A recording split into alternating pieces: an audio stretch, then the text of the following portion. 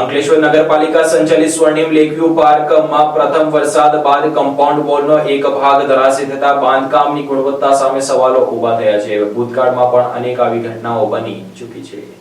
અંકલેશ્વર નગરપાલિકા સંચાલિત સ્વર્ણિમ લેકવ્યુ પાર્કમાં પ્રથમ વરસાદના પગલે પાર્કની કમ્પાઉન્ડ દિવાલનો એક ભાગ અચાનક ધરાશાયી થતા નગરપાલિકાના બાંધકામની ગુણવત્તા અને જાળવણી વ્યવસ્થા સામે ગંભીર સવાલ ઊભા થયા છે. સદનસીબે ઘટનામાં કોઈ જાનહાનિ થઈ નથી, પરંતુ જો ઘટના સમયે ત્યાં બાળકો કે મુલાકાતીઓ હાજર હોત મોટી દુર્ઘટના સર્જાઈ શકી હોત. સ્થાનિકોના જણાવ્યા મુજબ વરસાદ બાદ પાર્કની દિવાલનો એક ભાગ 15 મીટર જેટલો ધસી પડ્યો હતો. ઘટનાને પગલે પાર્કની અન્ય દિવાલોના ભાગોમાં પણ તિરાડો અને નમી જવાની સ્થિતિ જોવા મળતા તે પણ જોખમી બની ગયા હોવાનું લોકો જણાવી રહ્યા છે. અંકલેશ્વર નગરપાલિકા પ્રમુખ જિગ્નેશ સંડાડિયાએ જણાવ્યું હતું કે વરસાદી કાંસને અડીને આવેલ પાર્કની દિવાલનો ભાગ ધરાશાયી થયો. વરસાદને કારણે કાંસની માટી ધસી પડતા દિવાલ ધરાશાયી થઈ ગઈ હતી. તેમાંથી જો કે દિવાલનો અન્ય કેટલોક ભાગ ભવિષ્યની તકેદારીના ભાગરૂપે પાલિકાના ખર્ચે મરામત કરાશે. ઉલ્લેખનીય છે કે આ લેકવ્યુ પાર્ક વર્ષ 2023માં નિર્માણ કરાયું, જેનું બાંધકામ અમદાવાદની દેવશ કન્સ્ટ્રક્શન કંપની દ્વારા કરાયું હતું. સ્થાનિકોનો આક્ષેપ છે કે સ્વર્ણિમ લેકવ્યુ પાર્કમાં અગાઉ પણ અનેક વખત દિવાલો નમી જવા અને બાંધકામ સંબંધિત ખામીઓ સામે આવી ચૂકી છે. તેમ છતાં નગરપાલિકા દ્વારા કાયમી અને ગુણવત્તાસભર સમારકામ કરવાના બદલે માત્ર કામચલાઉ ઉપાયો કરવામાં આવ્યા હોવાનું કહેવાઈ રહ્યું છે. પરિણામે આજે ફરી દિવાલ ધરાશાયી થવાની ઘટના સામે આવી છે.